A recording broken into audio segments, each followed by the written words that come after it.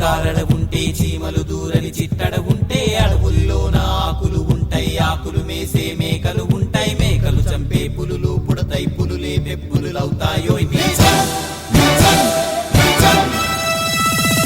వచ్చే వెప్పులి తడేలోయ్ ఆ గర్జన వినరోయ్, ఇన్నాళ్ళకి వేటకి వస్తోందోయ్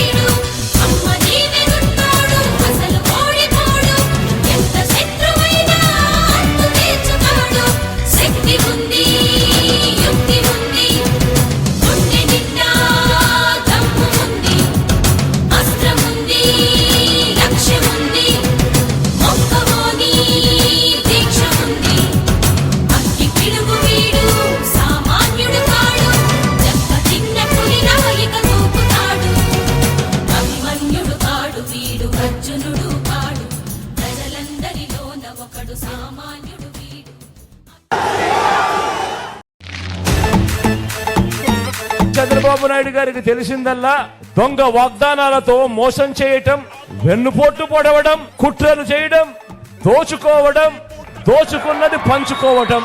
ఇలాంటి వారిని ఎవరైనా నమ్మటం అంటే చెరువులో చేపలకు కొంగల్ని కాపలా పెట్టడమే, దొంగ చేతికి తాళాలు ఇవ్వటమే, పులి నోట్లో తలకాయ పెట్టడమే. మారీషుడు సుబాహుడు ఇప్పుడు రామోజీ వేషంలోనూ ఓ ఆంధ్రజ్యోతి రాధాకృష్ణన్లా ఈ రోజు కనిపిస్తా ఉన్నారు. చరిత్రలో ఓడిపోయే కాలం వచ్చినప్పుడు విలన్లందరికీ కూడా అటువైపున హీరోలందరూ బచ్చాలుగానే కనిపిస్తా ఉంటారు.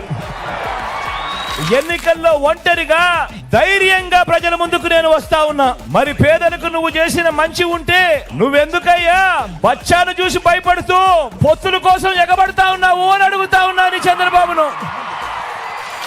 మన ఈ సిద్ధం సభలను చూసి మన ప్రత్యర్థుల గుండెల్లో రైళ్లు పరిగెత్తా ఉన్నాయి. ఉక్రోషము, కడుపు మంట బగ్గుమని చంద్రబాబు జగన్ను కొట్టడానికి, రాష్ట్రాన్ని దోచుకోవడానికి, దోచుకున్నది పంచుకోవడానికి, దీనికోసం వాళ్లకు అధికారం కావాలట. మరి చంద్రబాబు మార్కేమిటి? జన్మభూమి కమిటీల పచ్చపాముల అవినీతి కాట్లు, లంచాల ఘాట్లు. ఇలా పథకాలు ఎవరు చేశారు అని అంటే జగన్ జగన్ జగన్ జగన్ అంటా ఉన్నా మాటలతో కడుపు రగిలిపోకుండా ఉంటుందా ఆ పెత్తందారులకు? ఏమన్నా కడుపు రగిలిపోకుండా ఉంటుందా పెత్తందారులకు? ఏం తమ్ముడు, ఆ పెత్తందారులకు కడుపు రగిలిపోకుండా ఉంటుందా? దొంగతనం చేస్తే దొంగ అంటాం, దోపిడీ చేస్తే బందిపోట్లు అంటాం. మరి ఎన్నికలప్పుడు తీయటి మాటలు చెప్పి ఎన్నికలు అయిపోయిన తర్వాత ప్రజలను మోసం చేస్తే అలాంటి మోసగాళ్లను ఏమంటాం?